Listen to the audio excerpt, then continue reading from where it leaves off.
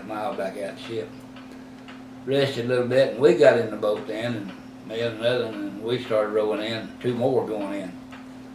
We got halfway in, and the fellow on my side went down. He went under the water, and I gave the alarm, and we started paddling over toward him.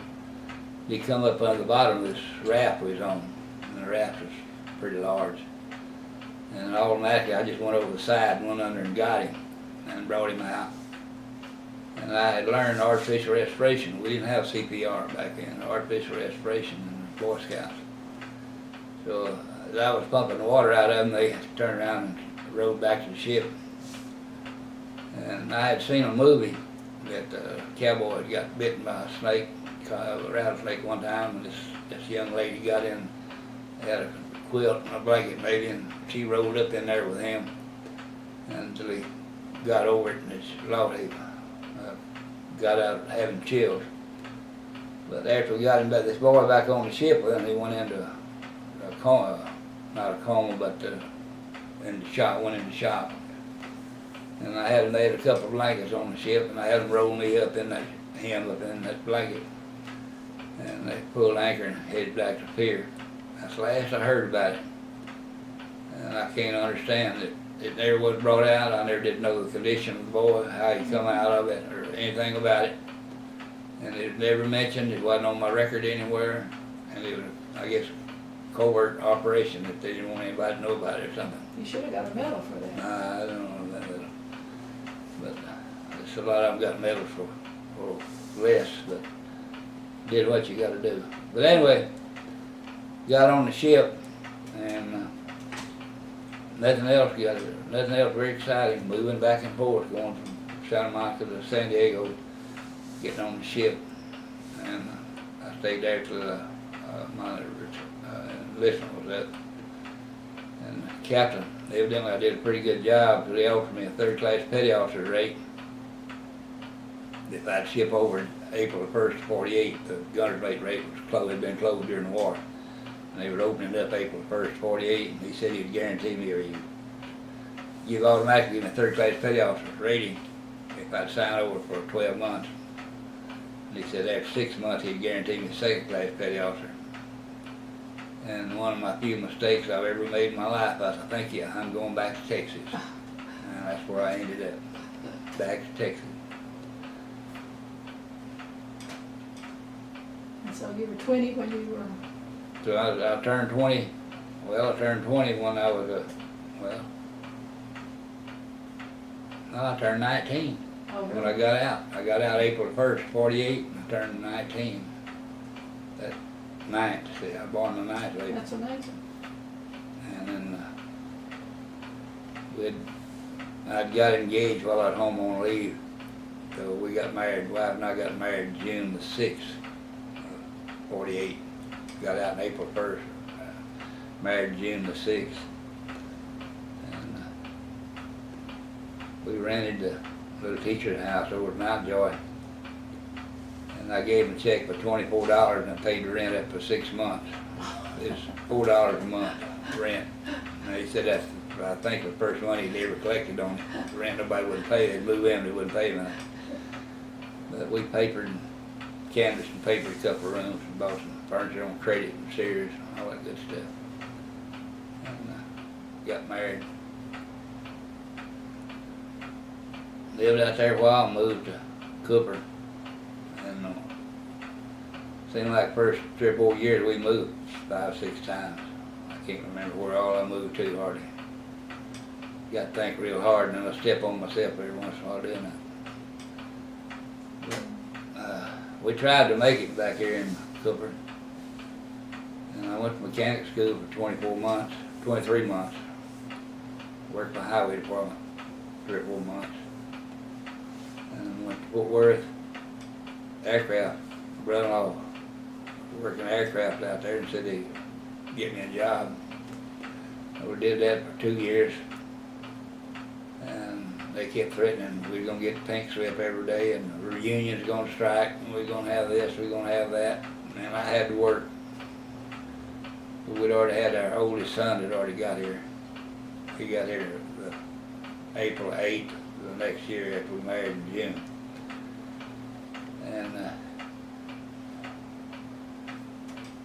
So I worked the aircraft, and they got to threatening strikes, and we moved to Oak Cliff then in Dallas, working at the aircraft factory that made the tail section for the B-36. And they promised me they'd give me a raise in 90 days. Well, 90 days they thought they threatened to strike. That's back where we started from. So I had another brother-in-law, him and his family, he lost his job and they were moving to Barstow, California? yeah, out of California, I can't think of the name. It was close to Barstow. Claire. But anyway,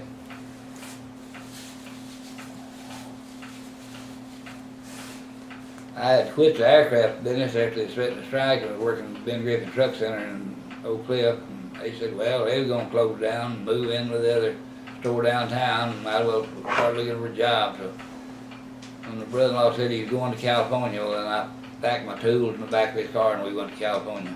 I brought my wife down here to Lake Creek, their daddy's wife and boys, Lake Creek, went to California. So we got there Monday morning about 2 or 3 o'clock in the morning. About 9 o'clock I had a job at Chevrolet Chevrolet House. Go to work as a mechanic. And that didn't pan out. I wasn't getting any decent jobs, and they paid us about a job and piecework. So I got a job with the Ford House. I worked there a while, making pretty good money. My brother-in-law finally got a job with a oil company.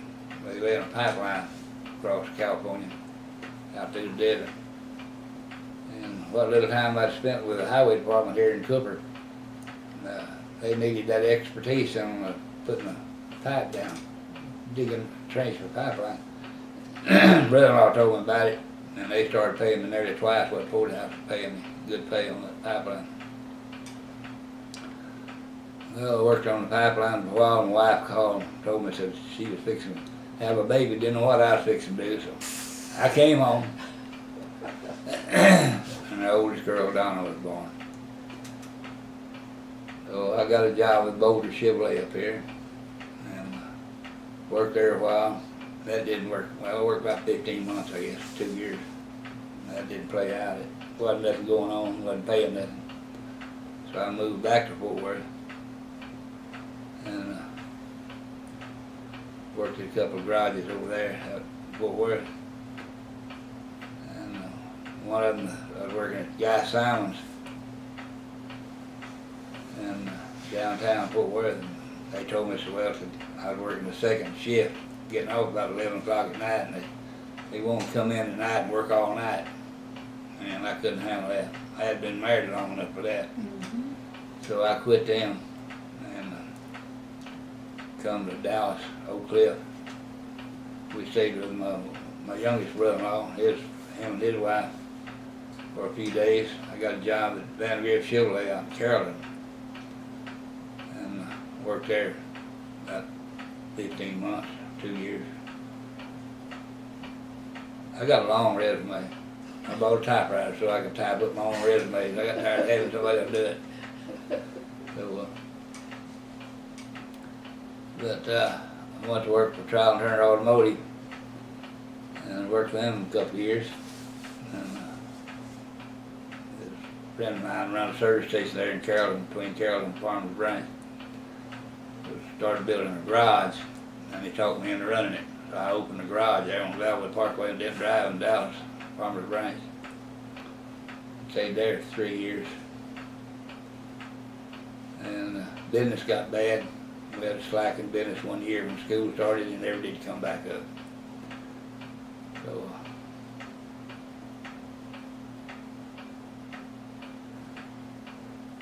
I finally ended up with Ralph Chevrolet in Grand Prairie, shop foreman. Worked there 3 years, and the same pay. We doubled our output. We had 7 mechanics, and we had 14 mechanics after 3 years. and another building. They had built another shop on. I was over all of that. And I come down to Ulster. It was pretty hard work, pretty demanding. So I told them I was going to quit. And they said, well, we can't give you any money. I said, well, that's right, I'm going to quit. I got to get well. I'm sick. So I laid around the house for quit them. They hired a service writer. He wrote out tickets for cars. He'd see what your problem was. He'd write a ticket for them when they come in. And they hired him to come over and take my job. And I'd give him 2 weeks' notice. And after a week, well, he thought he had everything under control.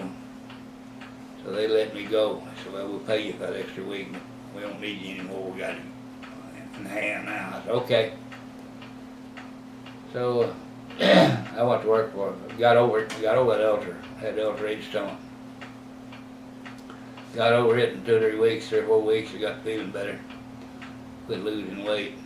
Got tired of eating eggs and poached eggs and cottage cheese. So I went to work for a brake front-end place down on Harry Hines, his service manager. And I worked there about a year and a half. He sold it to another fella, and he hired me then to continue running it. And he stayed there about 6 months. And another company bought him out, another man bought him out. He hired me to run it. And found out he was in the mafia. And had a car out, and we were fixing these Cadillacs and stuff up so people come in on the plane, he let them use the cars, travel around on, bring the cars back, and they'd fly out of the country, fly out of the state. Well, anyway, he wasn't making much money that he thought he wanted to, and so he told me he was going to have to let me go. I said, okay, I'm ready anyway. So I ended up with White's Auto Stores. Now, it's going to come to a head now. It's going to come to a head. I'm going to get old enough one day to get over it. We're in no rush. No rush. We went to work service manager at White's Auto Stores there in Farmers Branch. I worked there 3 years. We got tired of Dallas, decided we wanted to move back. And my girls had gotten married. And we just had 3 boys left. And we decided we'd come on back, so I went over to Bonham and went to Bonham and asked about a job there, and they just hired a service manager. Come to Paris, and Bill Reed was the store manager, and he'd had trouble with his service department sometime. He hired me on the spot. He said, you ready to go? We need you now. So I had some things I had to do. I'd had a little league team that I had to get rid of, get out from under in Dallas. And I was in the Odd Fellas. I was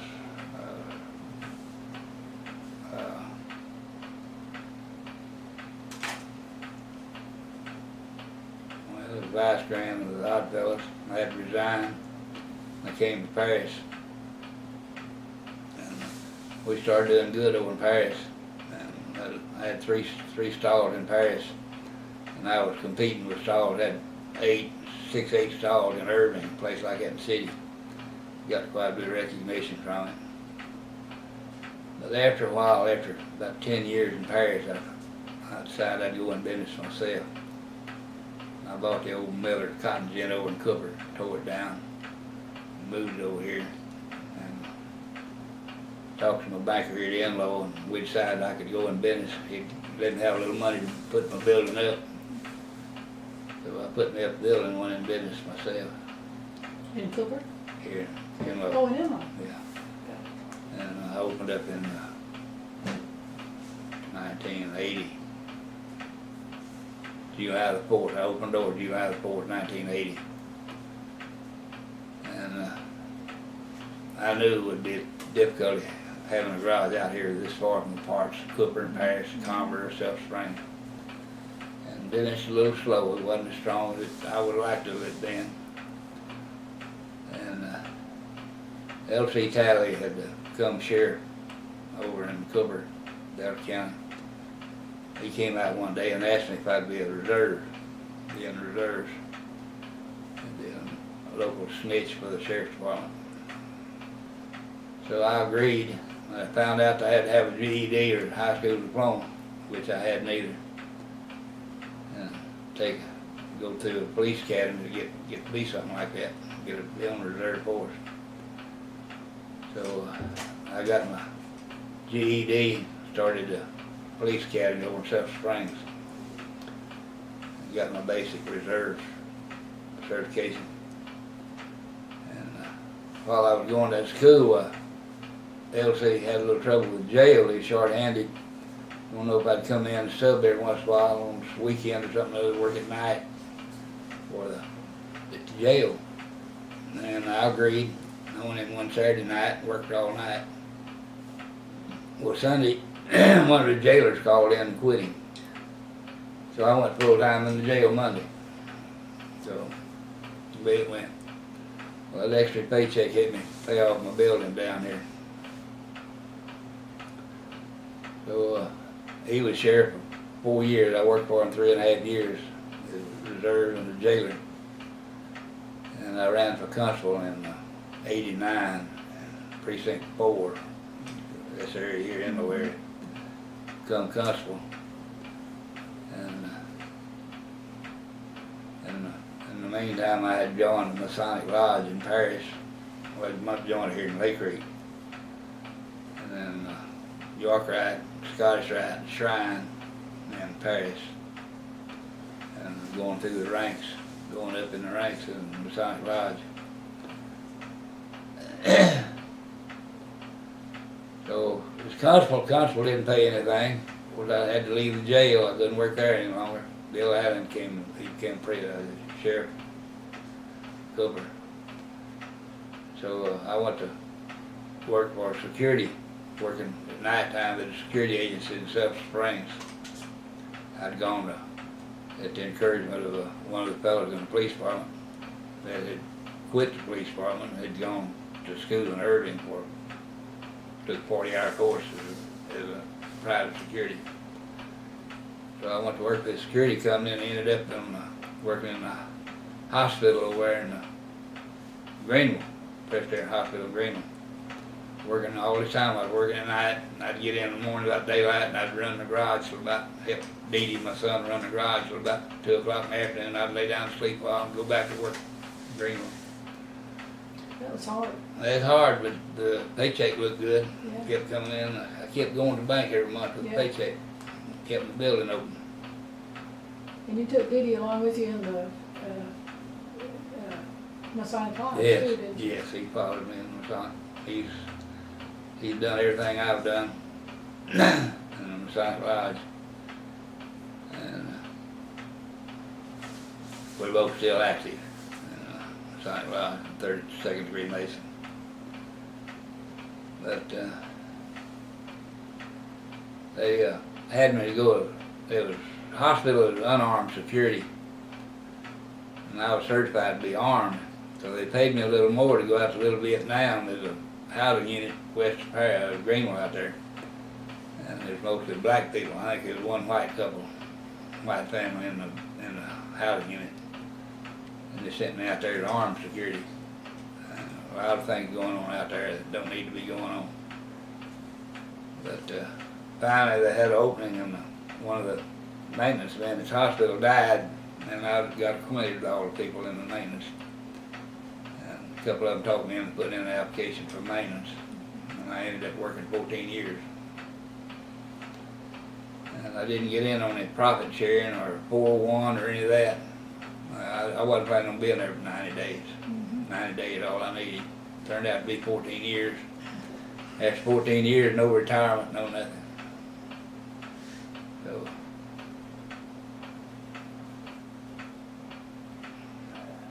now we come to the part where yesterday, I didn't forget about yesterday. So, I'd spent 12 years as constable. I ran 3 terms as constable, and I retired in 2001 or 2. And then I got my walking papers. I had to downside over to the hospital, and I got my walking papers from there. And of course, I'd been drawing Social Security for 10 years. Well, now's the time. So I wasn't comfortable anymore and I didn't have any income, so I just retired. In 95, I went to Austin, spent a week in Austin getting certified as an instructor for a concealed handgun, Texas concealed handgun. I built me a range out at the farm out in Mount Joy. Built my office, turned my office into a little waiting room and a classroom. And still doing that. That's been doing that since 95, so that's 15, 16 years. And we still do state inspections. You used to teach Sunday school, I know. Yeah, I taught Sunday school for well, quite a while. I started to say several years, that would be incorrect. The lady preacher we had, taught me into being a lay speaker, lay leader in the church. I had to go to take classes to do that. And when she was gone, the attendance dropped over 50%. But when she was back, the attendance would get better.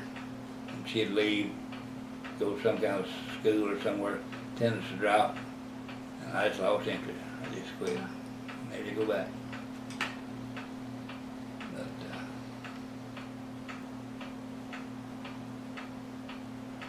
see, that didn't take long. Didn't take long? It don't take long.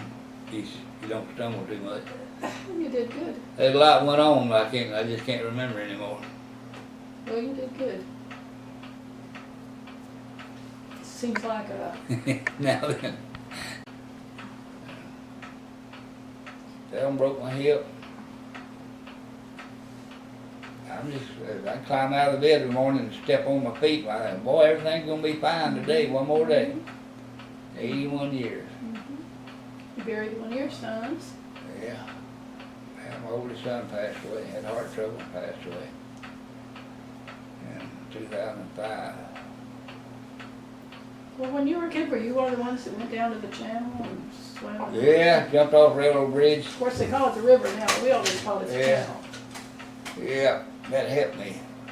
I was in the Boy Scouts here. Who was your teacher, your leader? I don't remember. I do not remember. But I had my own platoon, and as far as I knew, I was an Eagle Scout. Courthouse, the record burned or something up here. Courthouse destroyed all our records. Oh. But there's no way for me to confirm that I was an Eagle Scout. But the training that I received and having my own scout troop, camping out down on the river, and surviving on the river, and eating squirrels and fish and potatoes, and going through earning all the badges in the Boy Scouts. There was a car wreck in Farmersville. One Sunday we'd been down, after we bought our place down there, we just used it for a weekend occasion. And we lived in Farmers Branch. We come down, going home one Sunday, and I just fell out there in the middle of the road. Just we went out of us west of Farmersville, where the lake's at now. Waving his arms, and I stopped. He'd wave his arm, people slow down, and they'd speed up. And I got there, he said, to help me, there's a car up in the creek down there. It's been raining. And we went down, I turned around, went back down, looked on the north side and wasn't nobody, looked on the south side and saw a car in the water out there. Water running out the windshield and arm hanging out the window. And I threw my wallet back to my wife, and I had on a brand new pair of cowboy boots. I didn't even got them broke in yet, and I jumped off in there and swam out there and got this driver out from under the steering wheel, and got him, drug him out on the bank, and started doing artificial respiration on him, and got him breathing again. He was drowned, turned black, but I got him breathing. He had a bad cut in the back of his head, and he didn't live.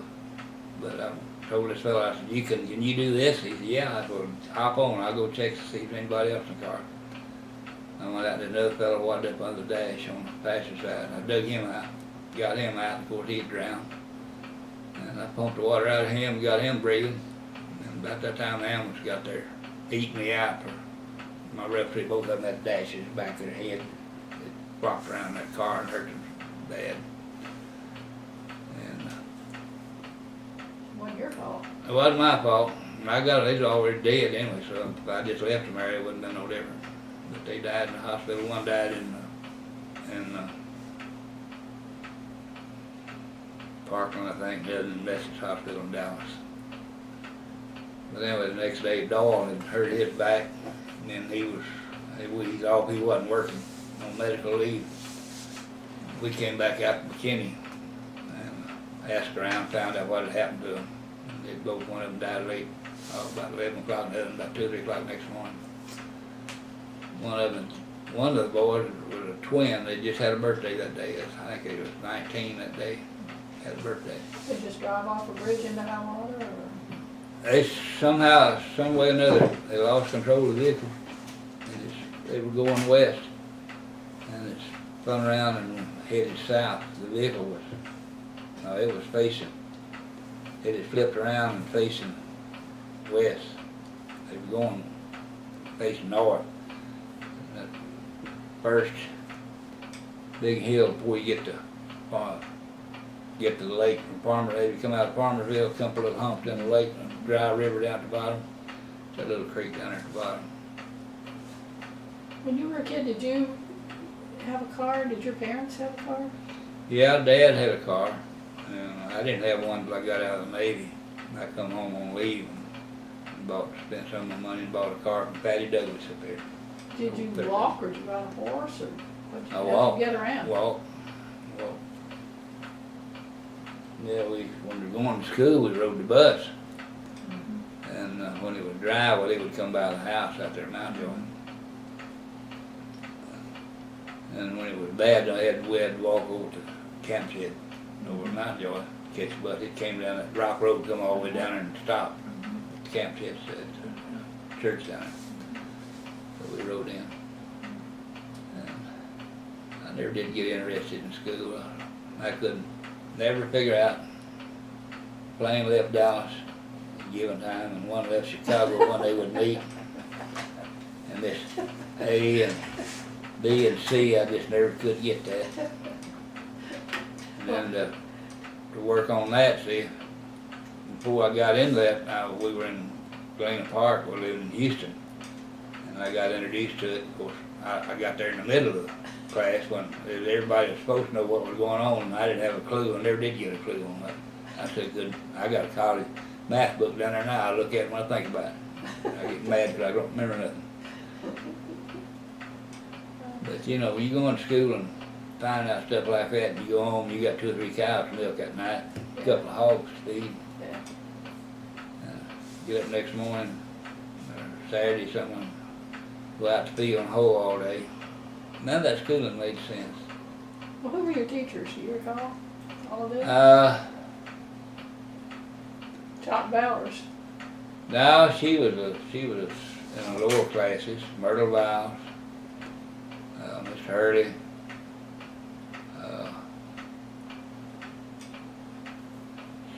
Craig, Miss Owens, married to McCarty.